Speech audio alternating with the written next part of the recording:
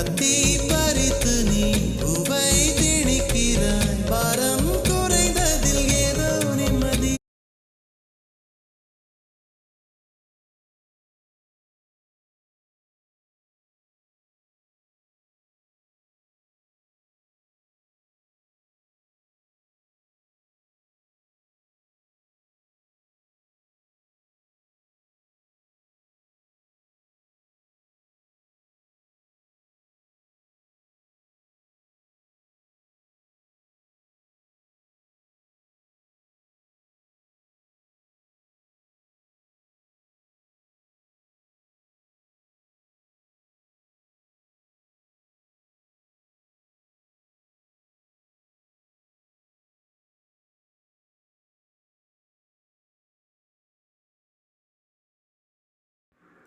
Lemon rice potato fry எல்லாருக்குமே பிடிக்கும்.